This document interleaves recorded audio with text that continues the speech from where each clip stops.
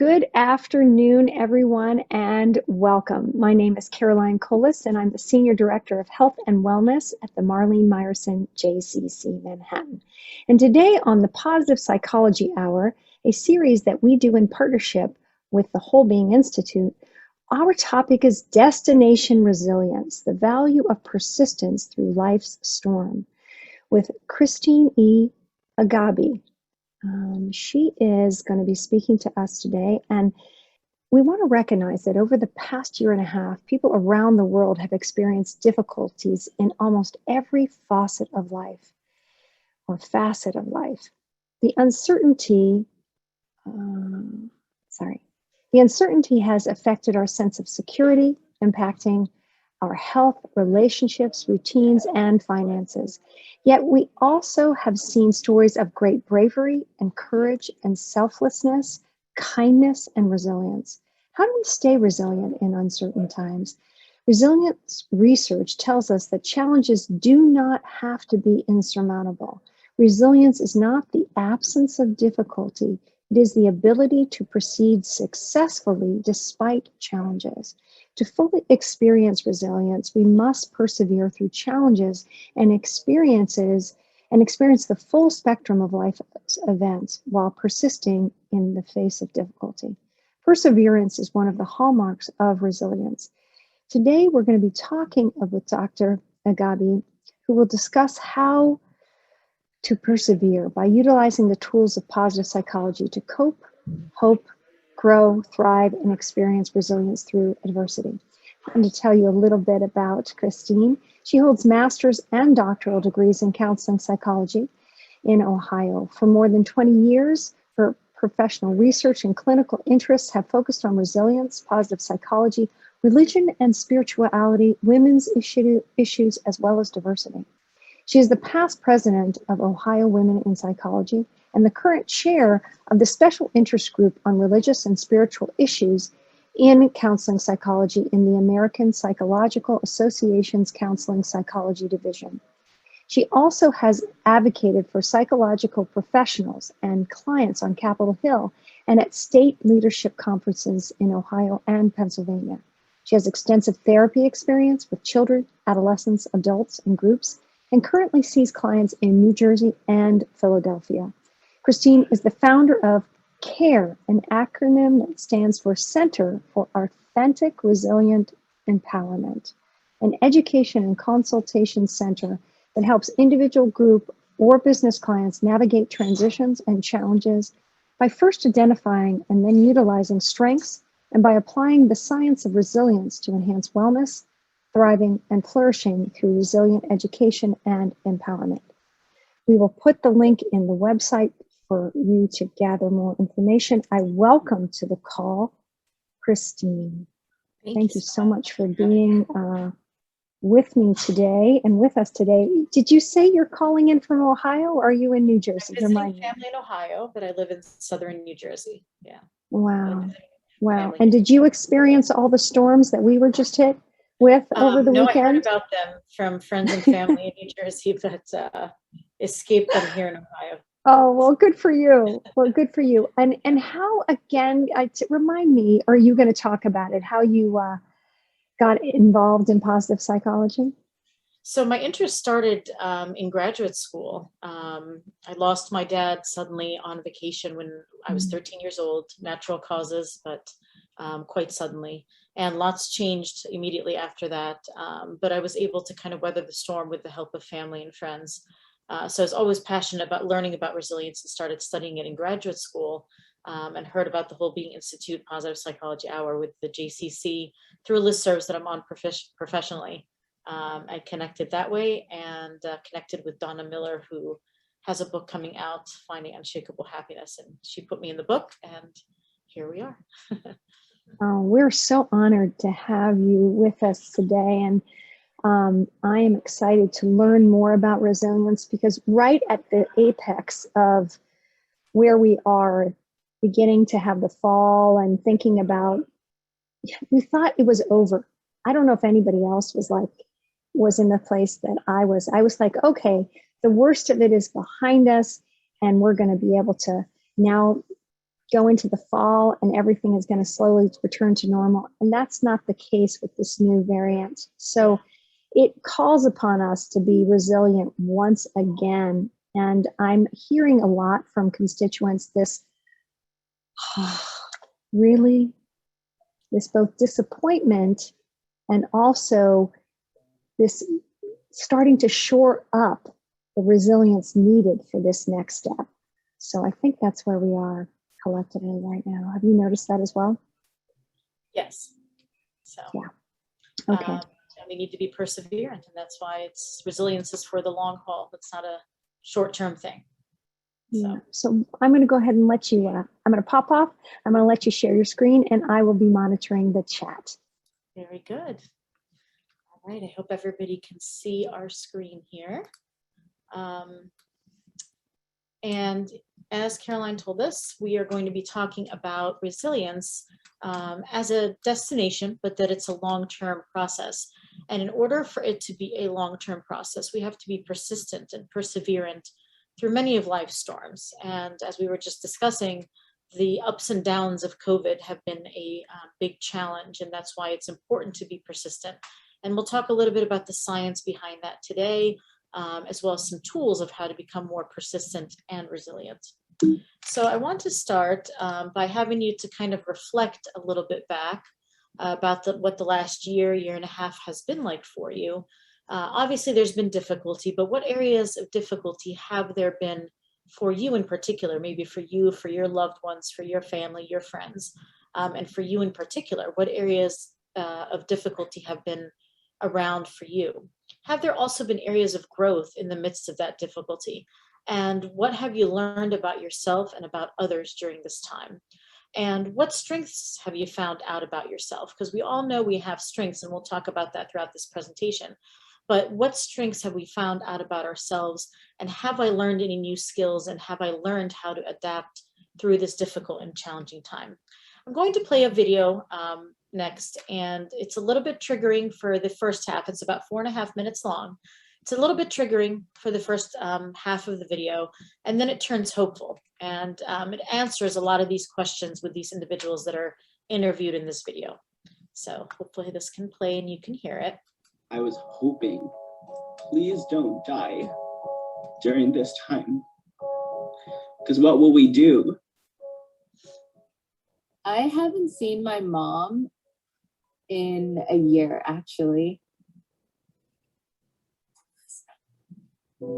I've been out of work since March 19th. We're in December now. I haven't really talked to anyone for a while.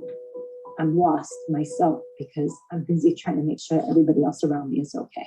This is real. Nurses or doctors or the medical health professionals in different sides of the world having to face so many deaths, and how are we going to help these people? The last thing I expected was to lose my sister so violently and so quickly. I feel just like half of me was ripped out of my heart. I have a 4-year-old daughter, and her and her best friend, they were doing a Zoom play date, and I came in there and she was like hugging the computer, and she said, let's pretend we're in person and we can hug again. And especially since there's a kid involved, just trying not to sort of sink into despair about it and make it livable so that he wouldn't, feel like life had stopped. The hardest part is feeling like I'm a shell now. People always say, like, the darkest before the storm and things are going to get better. Those cliche hippie sayings, they mean nothing. That doesn't fix anything. You telling me it's going to be okay? Great. Actually, it might not be okay for me. The thing that I want is somebody, even if I have to pay for it, I just want somebody for a month to take care of me. I just need some peace. What's been the hardest thing that you've had to learn about yourself? The hardest thing I've had to learn about myself. The hardest lesson I've had to learn about myself. Maybe it was life showing me how much I need people. I've always joked about how antisocial and how I like people. We went to a store the other day and I started talking to the salesperson and she's like, hi. And I was like, hi. My wife is my best friend. I don't think I could do what I'm doing without her. I never knew how to stop. I always had a plan. Now the world is on pause and there's no plan. I gained 10 pounds ever since the quarantine. Be kinder, man. Like the voice in your head has to be kinder. Like it just has to. You understand that the priorities and the things that I worry about are so useless and so small. Even breathing, walking, seeing someone, everything just becomes so special. When I think of quarantine, I think of the fact that I still have a job. I think of the fact that I can still eat. I have a roof over my head. I'm able to quarantine. And, that's all because my dad. I want to look at this quarantine, this pandemic, in the same way he looked at a stage 4 cancer diagnosis and say, I'm going to fight it. Being lonely in your thoughts is the worst, which happens to me a lot. So I think expelling that into the world in some way, if it's, a box full of tissues or like somebody, a person, can be helpful just to not move on, but come to terms with reality. Just try to find something in yourself to try to carry you over. Let's say you read a book that day. That's your accomplishment. You read a book. You didn't have to read that book. You could have sat there and cried. You read a book. So good job. Let go of things that hold you back. Just get up and do what you can today. Call a family member. Say hello. How do you eat an elephant? One bite at a time. You can do it. You can be brave. You can be bold. You can be efficient and strong, even if it's really hard and tough and scary. I feel very privileged to be in this position, to still be doing what I'm doing, to still make an impact on other people's lives. I guess in a way I found my purpose in this pandemic, and that's big. I am now a licensed doctor. My husband and I have been married for 6 years, and finally, after 6 years, we got pregnant. The most positive thing is that I'm married now to my person. What's positive is that, my faith is always going to be restored, that I remember every day that God is there, no matter what. I think the hardest lesson, but the most rewarding one, is understanding that things do change. And how do you embrace that?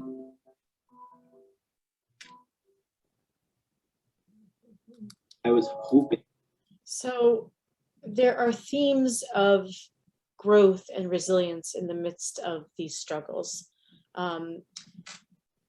It's not just the difficult points, but through going through that video, we can see that people started to take some perspective, started to see that there are difficulties that give us a sense of perspective at times, that there are themes that we have to take care of ourselves and others. We have to be kind to ourselves and others. We have to be in supportive relationships. We have to prioritize what's important and have gratitude and meaningfulness. And this is especially important in times of difficulty. And there's also themes of perseverance, and that perseverance does not mean that there are no difficulties. We're not going to put our heads in the sand and pretend that the past year and a half didn't happen and that it was just an easy ride throughout that year and a half. And that one person kind of said it very well, that there's some cliches that it's going to be okay, it's going to be okay. But perseverance takes time. It takes time for things to unfold. And as we saw in the second half of the video, people said, we will fight this. I will do one thing to move forward per day. I will let go of the things that are holding me back. I will let go of the what ifs and stop ruminating about the what ifs. And how do I eat an elephant one bite at a time? And that their faith is restored. So this quote here by Ralph Waldo Emerson, and I think it was originally by Confucius too, that our greatest glory is not in ever failing, but in rising up every time we fail or every time we fall. And so when there's a reaction to a stressful event, it really is a process. In the initial stages, we might feel like we need to succumb to that difficult situation and our functioning may be impaired. We want to survive and continue to function though, whether it's with or without impairment. People can also recover and return to a sense of baseline, or they may thrive, and that's our hope through today's talk, is how to thrive and prosper beyond our original level of functioning. And so there's many factors that come into resilience, perseverance being one of them, but also other things like individual risk factors, our upbringing, our characteristics in our personality, how we process information, individual risk factors and biology as well. But some research shows us that resilience can be like a chain reaction, that once it starts, it keeps going on and on and on like a chain reaction. And once it's produced, it keeps on going. And so when we respond to difficulty, initially people may be in denial, or they may not want to think about the problem or just put their heads in the sand and pretend it's not happening. And that's actually a defense mechanism because something could be so overwhelming that we don't want to face it head on. However, research shows that once we've had time to process it, it is important to deal with situations head on. Grief and realization may come in next at the loss that is happening or at the difficulties that are happening. But then we start developing resilience a little bit. Our muscle starts getting built so that we don't succumb to the realization of that grief and of that difficulty. And eventually, when we try to go beyond that, and we try to thrive and prosper, then we're searching for meaning and trying to attain connection with the past while looking for a hopeful future.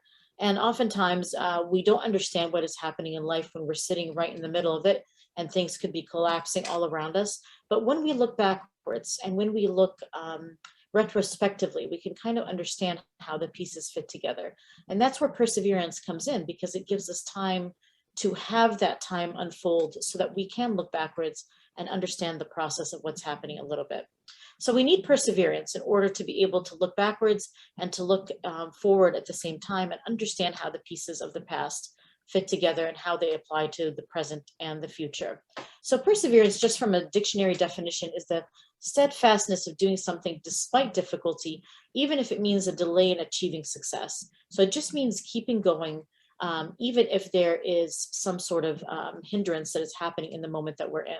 And there's other words for us: persistence, determination, tenacity, staying power. So any of these words can be used for perseverance. And we can see a lot of perseverance in nature, actually. These quotes say that nature does not hurry, yet everything is accomplished. And I can understand patience and persistence by looking at things like the trees and the grass that take time to grow, but they are perseverant and they reach their potential. So some examples from nature: the lotus flower is a victorious flower because it navigates in muddy water and yet comes out this beautiful, clean, vibrant flower. And so sometimes we may feel like we're in muddy water, quote unquote, due to disappointment, stress, rejection, loss, like has happened in 2020. But we can observe the information that is around us that is coming from this muddy water and still cultivate positive emotions and build resilience through healthy connections and openness and possibilities, and appreciating and savoring the good things in life and having gratitude.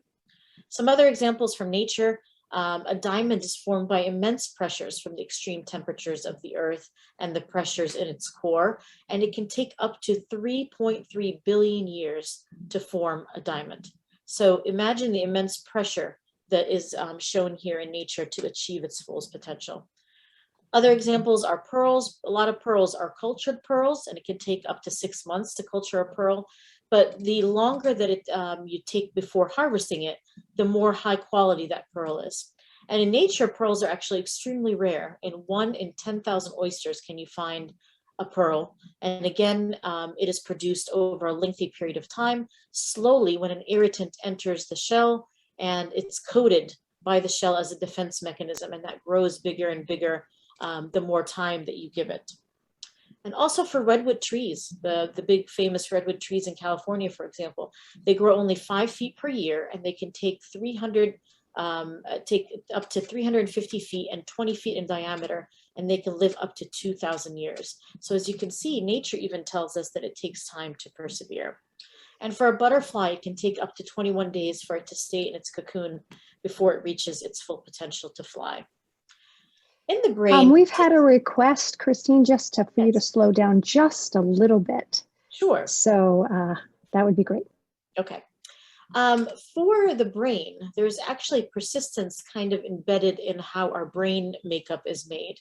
So a study has found that there are key receptors of dopamine that for our brain to create habit-forming tasks.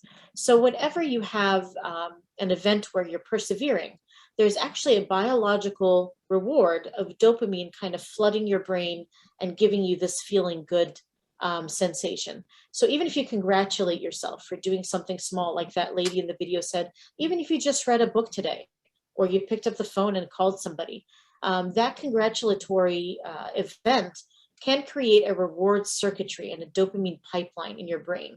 And so the dopamine reinforces the habit of perseverance. The more things that you do over and over and over again, and they give you this good sensation, the more there is a flood of dopamine in the brain that gives you more of that feeling good sensation. So we're technically kind of hardwired to work hard and to persevere, and we are rewarded by the brain being flooded with dopamine, which makes us feel much happier. In terms of grit, Angela Duckworth's work on grit talks a lot about passion and perseverance for long-term goals and working on something that we care about, but for the long haul, not something that we just give up on every time we feel an obstacle or feel something being rejected or something like that.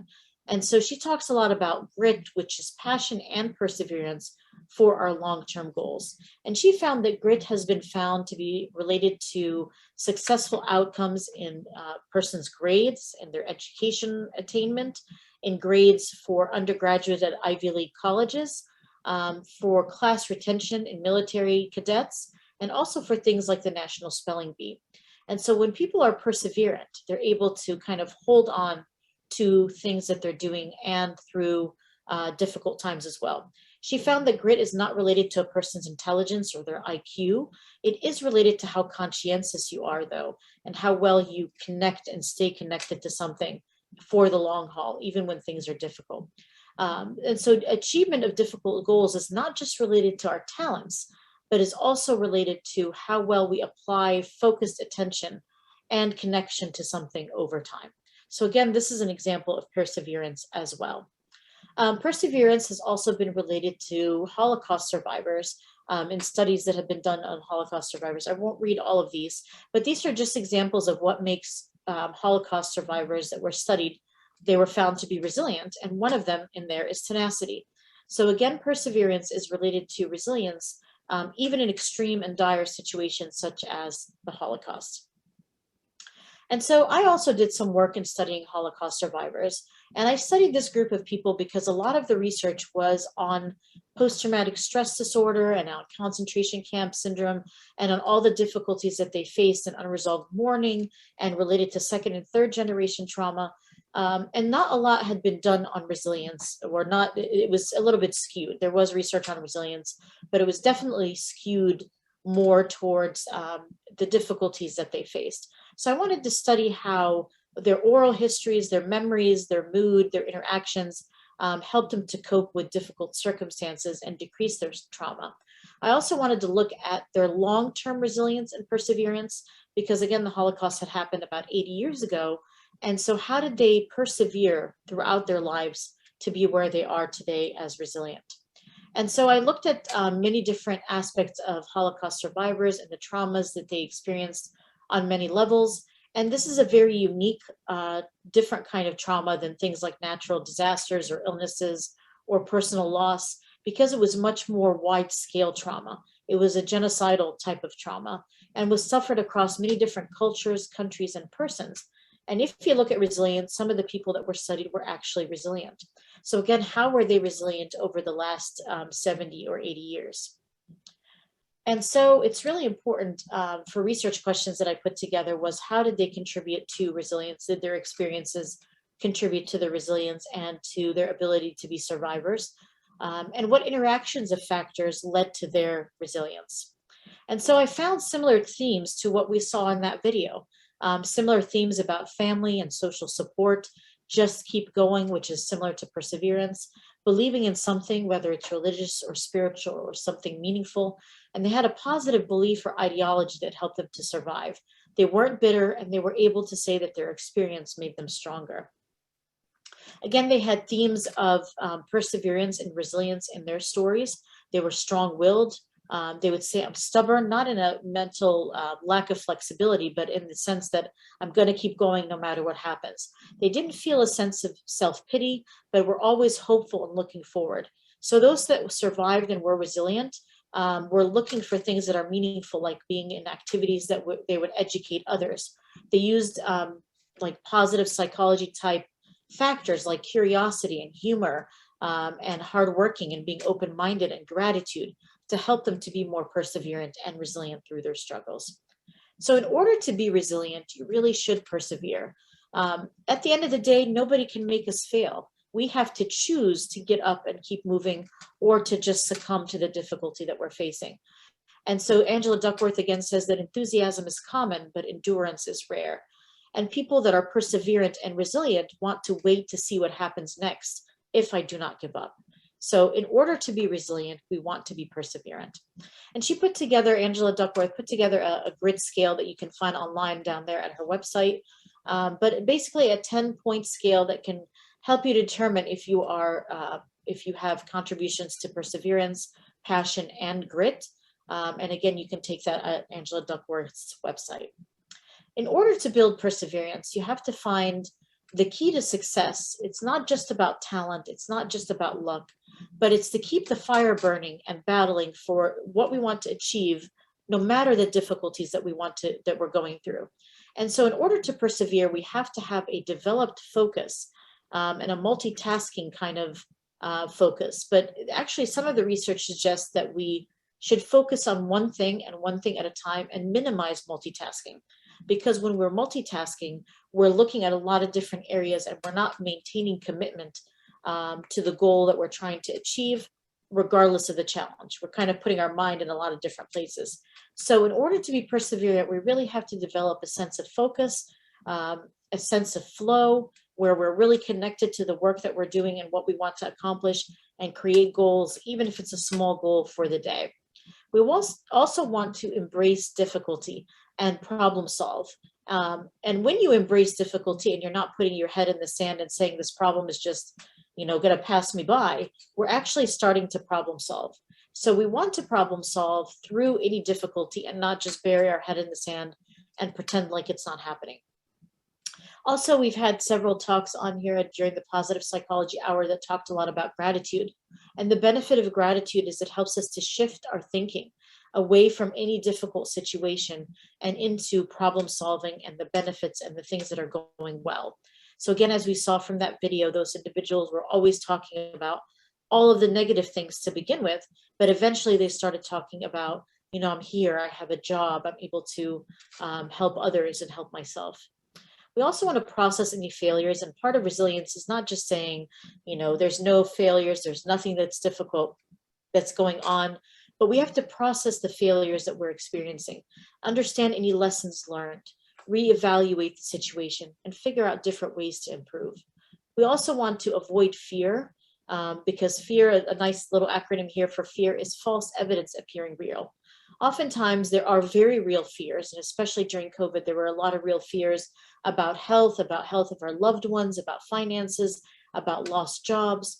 But sometimes we tend to ruminate about the difficulties that we're facing, and we don't identify points of growth, and we just focus on the fear. And so a person, when they have time to persevere and they spend time letting things unfold a little bit, we can avoid that fear by focusing instead of points of growth, points of strengths, and point of ways that we can problem solve and move forward with our lives. So in the book that we talked about here at the beginning, the Finding Unshakable Happiness with Donna Miller, I wrote about this topic of perseverance from a personal and professional perspective.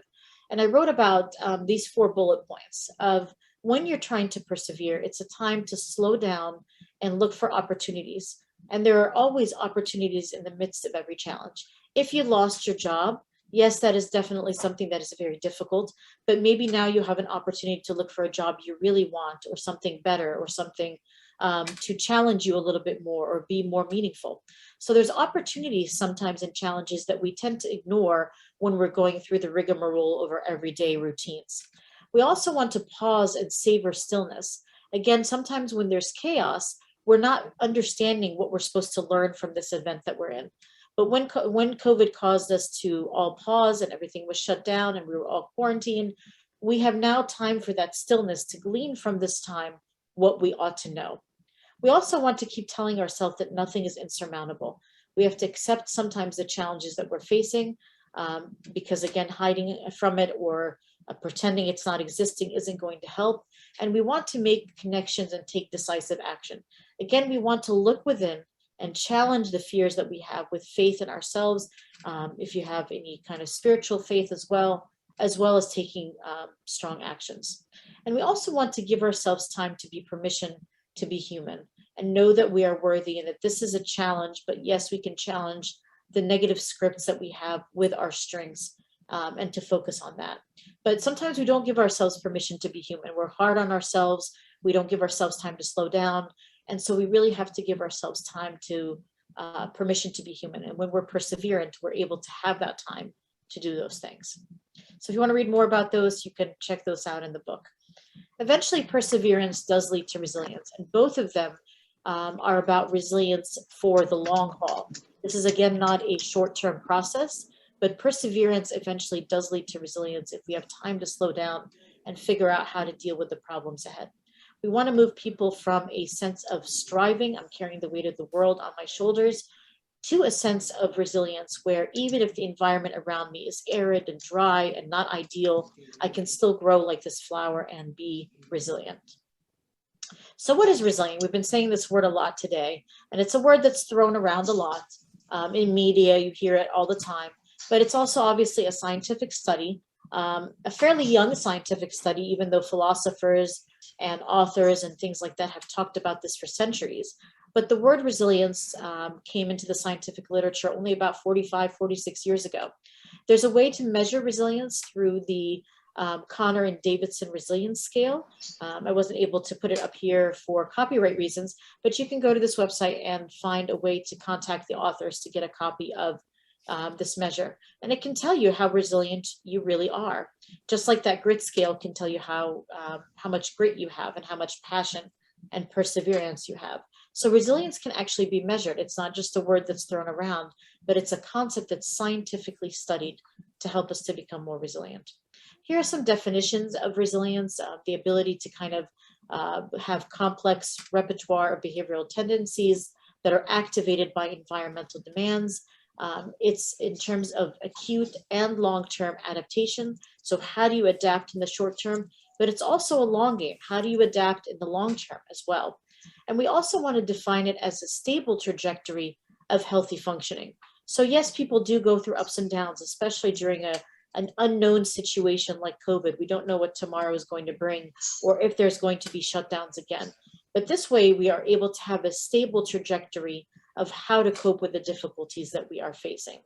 And so it is an ability to kind of adapt to difficult or challenging life experiences with mental, emotional, and behavioral flexibility, because there could be internal and external demands put upon us. Resilience has also been described as the ability to adapt and proceed successfully in threatening or challenging situations. And it's, again, mental and physical flexibility that is kind of highlighted in this longer definition, and not just giving in to helplessness or hopelessness from a traumatic experience, but the ability to kind of stand up and say, I'm going to try to fight this, like was said in the video. So it's not the absence of difficulty. Again, we're not just suggesting that there is no issues and no difficulties in any situation that we're facing, but it's to experience the full spectrum of human emotions and not to be consumed by them, and instead to fight through them and to thrive despite of them. The American Psychological Association put a task force through several years ago and talked a lot about how to achieve resilience and how to promote it in our lives. And it's really important to make connections. And that's the problem with what COVID created for a lot of us. Our connections are usually our go-to thing whenever there's a crisis, whenever there is a trauma that has occurred in our lives. But our connections were kind of kept at bay. We couldn't meet with people that don't live in the same household. And so making connections was a big issue. But again, we learned to adapt. We attached through Zoom, through phone calls, through text messages, through other ways. And so it's really important to make connections and to physically distance, but not socially, but not, distance yourself from people in general. Again, we want to see the crisis not see it as insurmountable, but that we can cope, that we can recover, that we can accept that change is a part of living. We want to move towards specific goals, whether that's a small short-term daily goal, or by the end of the week, or by the end of the month, or by the end of the year, and take decisive action to work towards those goals. We want to look for opportunities for self-discovery. And again, during times of quarantine, there's much more time for that, to sit with yourself and to find opportunities of self-discovery. What works well for you, what does not work well. And we also want to nurture a positive self-view about things. We also want to keep things in perspective and not just look at things as awful and terrible, but again, where are the opportunities here? And to maintain a hopeful outlook and to take care of ourselves. Self-care is so essential to resilience and being perseverant. We also want to promote our own story of resilience. And we've had times where I'm sure by the time that whatever age we are, we've experienced something difficult at some point or another. Probably nothing like COVID, but we've probably experienced something difficult somewhere along the lines. And so we want to deconstruct the memories of that event, of that trauma, of that distressing situation, and figure out how we escaped from that vulnerability that we were in.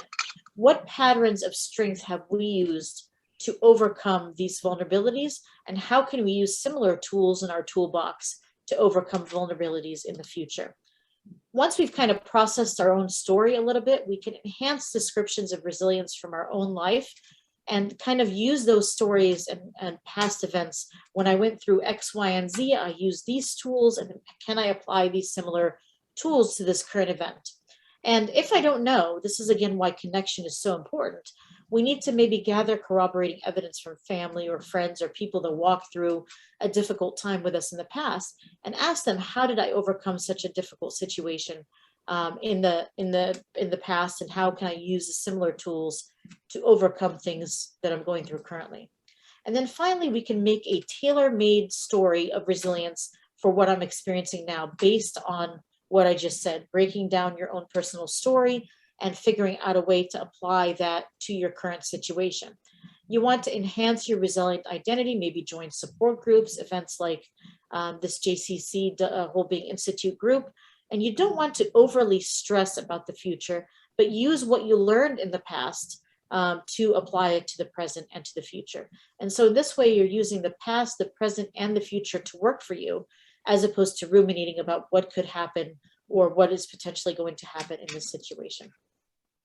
In order to become resilient, research has shown us that we want to increase things like self-esteem, because that becomes depleted with stressful events.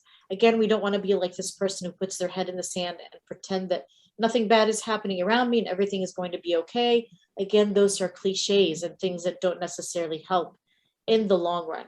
We want to face things head on and start to problem solve and have mastery over the difficult situation, not just pretend it doesn't exist. We also want to create secure attachments. Again, attachments are so important to support us, to encourage us, to help us realize that we're not alone, and increases mastery over our stress and gives us a solution to our stress as well. We also, again, want to increase things like hardiness and increase resilience and increase social support. Sometimes people tend to blame themselves in difficult situations. If only I had done this or this or this, the situation could have been different. Instead, let's use guilt as a lesson learned tool. What have I learned from this scenario, and how can I apply it to my future? We also want to increase reframing of the negative events in our life. Sometimes we, I'm sorry? You're going a little fast. Okay. Sometimes we want to reframe the situations that we're in as well. We don't want to think just about the negativity of that situation or what problems it can cause. But when we think positively, we tend to do that broaden and build from Barbara Fredrickson of increasing our thought to actions. So we have more problem solving abilities. We have more ability to increase how we think about things and how we can act in that situation to reach our ultimate potential. And so in order to increase our thought to action repertoire, we want to reframe the events that we have from negative to positive. Again, what have I learned from the situation? How can I apply my past resilience? And how can I grow from this situation? We also want to create a lot of meaning out of that difficult situation. Back to the Holocaust survivor research that I talked about a little bit ago. It was found that survivors that found meaning in the moment that they were in, even if it meant giving food to somebody else that needed it during that day, they did better in that situation. And then eventually through time, they would give talks at their community centers, or they would educate young people and middle schoolers, for example, about the Holocaust and about their experiences to prevent similar things from happening again. So creating meaning out of difficult situations also creates resilience. But again, you need time for that to unfold. And that's why perseverance is so important, because you have to give time for that meaning to come out of that difficult situation. Again, we want to focus on our strengths rather than point at our weaknesses. It's very easy due to the negativity bias that we've talked about here many times, Sometimes it's difficult to focus on strengths and we focus on weaknesses instead. But when we focus on our strengths and lean into those a little bit, then we have tools again to walk out of a difficult situation and promote resilience. We also want to accept that adversity is sometimes a part of who we are. Life is not without adversity. There's tons of adversity, especially in this past year. But you want to identify yourself as a survivor, not just as a victim. And that gives you a sense of resilience and mastery as well. Again, it's the ability to hold both at the same time. I was able to experience the situation. It was difficult, and I'm able to be resilient and have gratitude and think about all of those positive qualities. So again, based on the strengths, you can go to the VIA Character Strengths website and learn about which constellation of strengths you have as your highest character strengths. We all have our own unique constellation or makeup of strengths, and those can help us when we lean into them as well. Persistence, number 13 there, is actually on here. So perseverance is one of the character strengths that we can have, or we can develop a little bit more, because it does lead to things like resilience and things like perspective and things like moving forward when things are difficult. So one of those things is persistence and perseverance. And so it's really important to build on those if we don't have them already, and figure out what our specific constellation of character strengths are and how to lean on them. And there's tools on how to do that. Again, we want to utilize our strengths to reframe our thinking. Our thoughts are extremely powerful and can make us go into a negative direction about things or towards a more positive direction. And so some people may even suggest that if I change my thoughts, I can change the world. And it's all about perspective. I should have put one more cartoon I saw here recently of a person that climbed halfway up the mountain, and one person was looking down and said, wow, I've accomplished a lot. Whereas the other person was looking up and said, oh my goodness, I still have so much more to go. And so it's two different people and having a totally different perspective on how far they have come. So you can either look at how much you've accomplished or how much you still have to go. One is definitely more positive than the other. And so we also want to experience gratitude. Again, the research tells us that when we express gratitude, we shift our thinking and our perspective away a little bit from what is negative and what is not working towards what is working and what is good in your life and what is beneficial. So it's really important to practice gratitude, keep a gratitude journal, even if it's just 2 or 3 things a day. You can start keeping a good perspective on what you have and what you want to accomplish and work towards. And once you've taken care of yourself, self-care is always first and foremost. Just like the example from the airplane, people say that when you're in an airplane, if the mask drops down, that you're supposed to put your mask on first, even before your child and before anybody else, because you need to take care of yourself before you're able to take care of others. But once you have taken care of yourself, you need to practice altruism. So many other people out there need help, and that produces a sense of meaning again for a lot of people, and meaning creates resilience and perseverance as well. So once we've accomplished self-care, we want to help and take care of others. The world is very much in need of support, and we can help each other. And again, apply your own story of resilience. Each one of us, to whatever age we are, whether we are children or adolescents or adults, we all have our own story of resilience of overcoming a difficult time.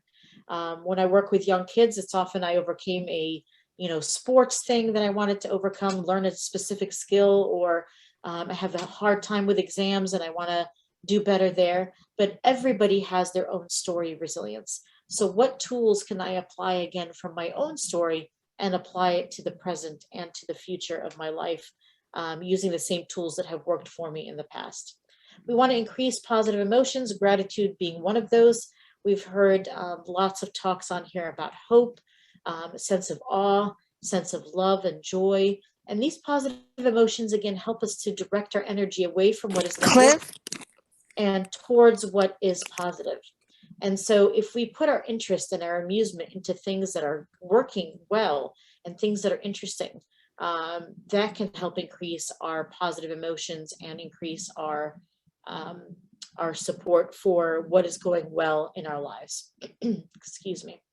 We also want to savor positive experiences, because positive experiences, we can almost bank them in our mind and withdraw from them later, at a later time, the meaningful moments in our life. And that gives us a sense of hope. Nostalgia is something that is staying consistent in our life, even when things are difficult. So we can go back in time and remember things that are positive, things that are meaningful, and celebrate those moments. We may even want to journal about them or visualize them really vividly. And that keeps us centered and present in the moment, so that we're not focused too much on the future and what could go wrong, or on the past and what we could have done differently. Instead, we are focusing on what is right now and savoring the moment that we're in and trying to see what we are going to learn from it. And that allows us to kind of sink deeply into the moment that we're in, into deeper emotions that are positive, that are warm, that are healthy. And then, like I said, withdrawing from them at a time when things are difficult. So celebrate those moments, share them, talk about them with family and friends. So it's not just all the negativity that has happened in the last year, year and a half. Also, obviously, through these courses, we have talked a lot about SPIRE and about PERMA and having positive emotions, engaging to something that is really important to us, having positive relationships, having meaning, and having a sense of accomplishment. And again, as we saw from the research on the brain, the sense of accomplishment especially can flood our minds with dopamine and those good, happy feelings and emotions. So PERMA is one way to have a model of wellness in our lives. And it's really important that we apply that along with SPIRE as well, because that gives us a sense of warmth and connection to other things as well. So something that is spiritual, something that is larger than ourselves, something that is physical, something that is intellectual, that lights us up intellectually, and something that is emotional. We want to feel all of our emotions. Sometimes we try to hide from emotions, and that doesn't help us to connect to people or other people or things as well. So it's really important that we attach ourselves spiritually, physically to things, intellectually, relationally, and emotionally. And then there's things that we can do to positively cope as well, and to help us to deal with our feelings. So again, I'm not going to read all of these, but you can take some of these and see how they can benefit you. Things like good diet and exercise, of course, meditating, praying, talking to friends and family. Journaling is really good, especially for the gratitude piece, so that you're not getting overwhelmed and you're doing things that are enjoyable and meaningful. And it's important to solve problems as they come, because if you don't do that, things tend to accumulate and build up, and then there's almost an explosion of negative feelings that happen. So try to deal with problems and solve them as they come. Sometimes with things like COVID, it can't help with things being compounded on top of each other. But if you can solve problems as they come and they don't accumulate, that can help tremendously as well. So again, to summarize all of this, it's important to express gratitude. It's important to know your strengths and how to use them. It's important to find good in every day by savoring good events and good experiences. It's important to have positive emotions, because that contributes to the broaden and build theory and allows us to problem solve out of difficulty. We also want to examine our own personal story of resilience and do random acts of kindness and be altruistic to other people, because that contributes to our resilience as well. And then if we do that, then we have resilience on all fronts. Then there's resilience on the physical end, gained from nutrition and recovery and strength and sleep and endurance. We have resilience from being mentally aware, by being adaptable to different situations, by being positive in our decision making and have positive thinking. We can be resilient on a connection type of thing through social. Even if we're quarantining, we have to be away from others, we can connect in other ways. And also from a spiritual perspective, whether you're yielding to God or a greater purpose or perspective, or understanding your core values. Also, it's important to know that you're not alone. They often say it takes a village to raise a child, but I think it takes a village to raise all of us. And so we should seek support from others, from clergy, from community members, from people that are in support groups or things like that, and practice hope with those individuals, because again, social connection is so, so important to both perseverance and resilience. So again, for a conclusion on resilience, resilience is a concept that occurs across a continuum. We can be up and down in our resilience throughout our lives, but it is the ability to adapt without maladaptive coping, and it's superior coping over a lifespan. So if you haven't felt very resilient in the last year, you're not alone. This is a long haul game, a muscle to be built.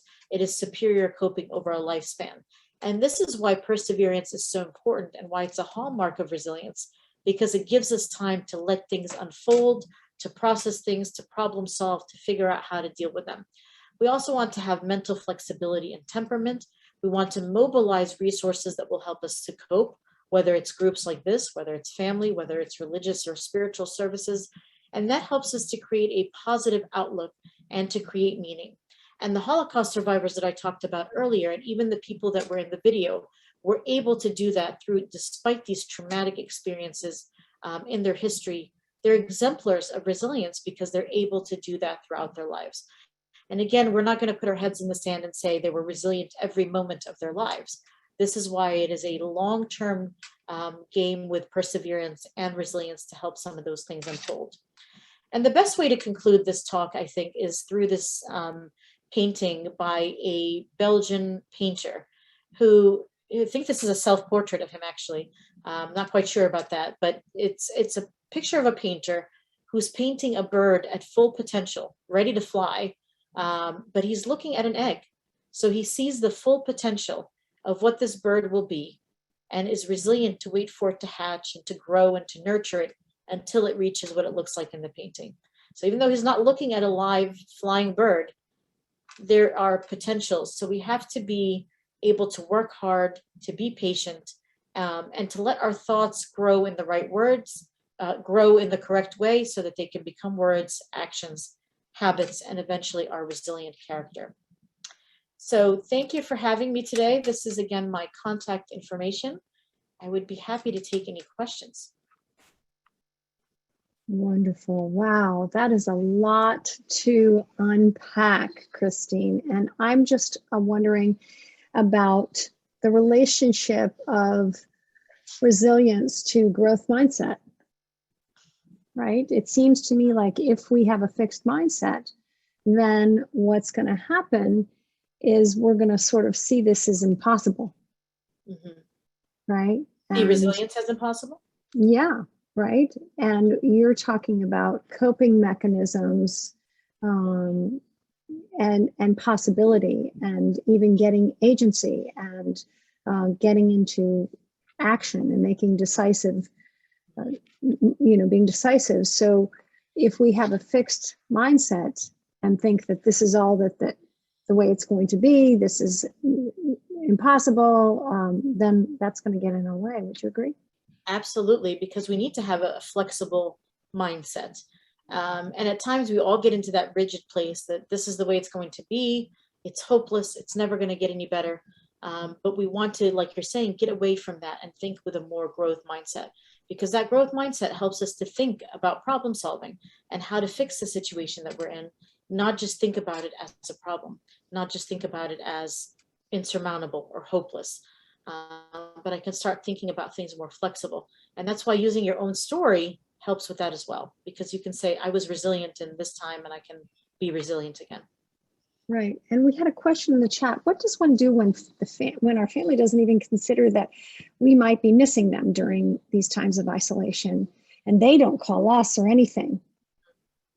Yeah, that's certainly very difficult. And I think it's important to know that they're probably going through their own struggles and stresses during this time, and to be mindful and aware of that as well. But it's okay to reach out to people and connect with them, even if they haven't reached out. They may be going through their own struggles, but communicate that you miss them, communicate it assertively, and say that this is important to you to connect and to be a part of their lives, even if it's through a platform like this one. Yeah, and I think what that addresses is that relationships aren't necessarily fair, are they, or equal? And that is part of being resilient too, is accepting that, wait a second, I actually might be the one in the relationship that reaches out more than the other. Can you talk a little bit more about that? In your experience, has that been true? Yeah, it can definitely be true. And it's important to recognize your own needs and to express that to other people and find multiple avenues to fill you in case one avenue is not working. Oftentimes people put every hope into one basket. And if that basket doesn't work out, Now we're hopeless again. So finding multiple avenues of meaning is really important. But to communicate with family members is really important. But people that are going to support you and encourage you and build you up as well. So with the understanding that they're also going through their own struggles at this time. You said that your father's death sort of led you down this path. Yep. When we're dealing with loss, there really has to be that expansiveness in time, right? Time, they say time heals all wounds, but it's not like we have to say, okay, I have to be resilient. I have to get into action right now. Can you talk about the continuum of this journey and the flexibility of it to sort of stay the course a little bit, especially in relationship to loss? Yes, resilience definitely is on a continuum because different events impact our psyche in different way. And so sometimes we may fall on the PTSD side or trauma side of the continuum, and then sometimes fall on the more resilient side. And that's why it's a lifelong process kind of thing. And yes, loss, like in my own personal case, it's a significant thing. And I don't think that you forget about the loss, or it evolves, it changes. We grow around the loss, even if the loss is the same in size, but we grow around it and we learn different things. And so it's important to figure out, how do I grow around this difficulty and this stress that I've been through so that I can grow and learn and have that growth mindset that you've talked about. Yeah, I've heard it referred to as sweet grief, that the grief doesn't go away, but that it becomes the memories and the cherishing of those moments become part of the sadness and help us evolve with this. This has been a fantastic presentation. I thank you so much for the depth. I think I'm not alone. Is anybody else out there? I'm going to have to listen to this one again and go through the PowerPoint again, because there's just so much wonderful material there. Nancy wants to share that there are some people that do all the reaching out and get quite frustrated by it and feel isolated, and others who never reach out. It's hard to change the latter. And then Lisa said, good friends have rhythm that works. And then of course, Gail, thank you for the detailed, concrete information, Christine. And Lisa says again, kind of like change the question and look elsewhere. And Elizabeth adds, I see it as acceptance to be able to be resilient. And Sheila says, this was wonderful. Thank you. It helped me assess this time and the life problems that I've worked through before in a really deep way. Lots of thank yous to you for your expertise and for your heart and for sharing this with us. I'm going to take us off the spotlight, unless you have a final word that you want to say. Be resilient. Acceptance is good in the long run. Be resilient. It's a lifelong process. I'm going to take the spotlights off. I'm going to open it up to gallery. Everyone, if you want to take yourself off mute and thank our speaker, please do so. And I know Donna said, oh, thank you for your brilliance too. Can I have the website for measuring resilience? Is there a website that we can? It's in the slides. So I know the slides will be set later on. It's the Connor Davidson Resilience Scale. Okay. Connor Davidson, yes. And Irene, if you'll send me your email, I'll make sure you get that PowerPoint. Just put it in the chat for me, and I'll make sure that you get that. I know some of you, she said she didn't get the PowerPoint. She's calling in from Israel. I love that you've done so much work with the Holocaust survivors too. I find that very inspiring. And I thought it was interesting that they haven't done the research on kind of resilience in the way that you expressed. There is some, but it's definitely skewed in the PTSD trauma direction. Are you going to be continuing that research, or? Yeah, I have some results, and we can talk about that as well, but I touched on it a little bit today. Yeah, awesome. Well, we'll have to have you back. Absolutely. All right, everyone, feel free to thank our speaker, and we're going to thank you. I just wanted to comment that you made me pull out a bracelet that I have that says fall down 7 times, get up 8. Lovely. That's great. Beautiful. That's a wonderful way to begin. Thank you. Everyone, thank you. Be safe. Thank you so much. Well, we'll see you on Thursday. Looking forward to it. Take care, everyone. Bye. Bye.